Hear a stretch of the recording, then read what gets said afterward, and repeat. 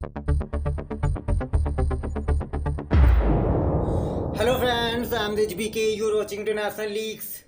जैसा कि हम सब जानते हैं कि इंडिया इस समय 5th generation AMCA aircraft develop कर रहा है, पर इंडिया का target and future plan 6th generation fighter jets develop करने का है to replace ageing Su-30 MKI fleet from mid 2040। और ये एक बहुत बड़ी डेवलपमेंट निकलकर सामने आ रही है। ये आप न्यूज आर्टिकल देख सकते हैं। India sets sight on indigenous 6th generation fighter jets to replace aging Su-30 MKI fleet from mid 2040s।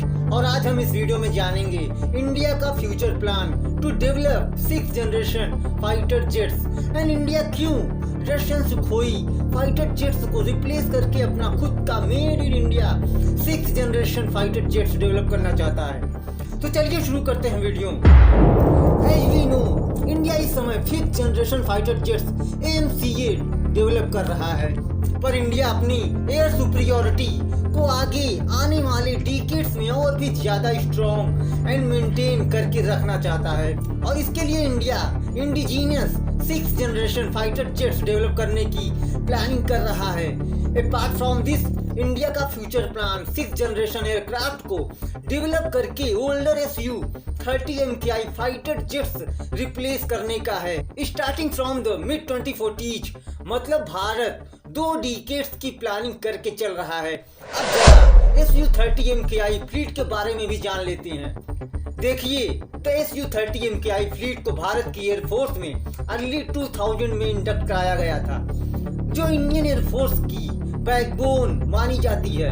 पर जैसे जैसे टेक्नोलॉजिकल एडवांसमेंट बहुत तेजी से हुई है और अब मॉडर्न वॉरफेयर पूरी तरह से चेंज हो चुका है, तो वहीं जियोपॉलिटिक्स एंड डिफेंस एक्सपर्ट्स का ये कहना है कि 2040s तक ये सारे Su-30s आउटडेटेड हो जाएंगे।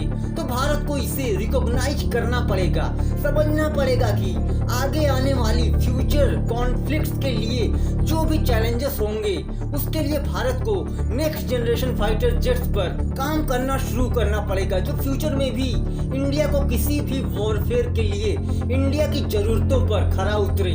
और ये इनिशिएटिव तब आया है जब India already 5th generation advanced medium combat aircraft AMCA, जिसकी इंडक्शन 2033-35 तक प्लान की गई है।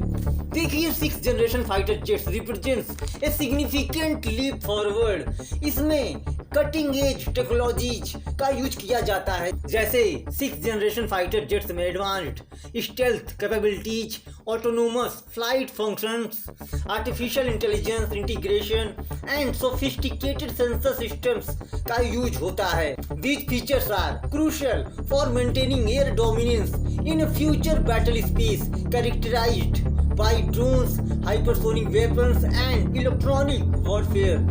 By the 2040s, at least 100 units of Su-30 MKI fleet अपनी ऑपरेशनल लाइफ खत्म करने के करीब आ जाएंगे।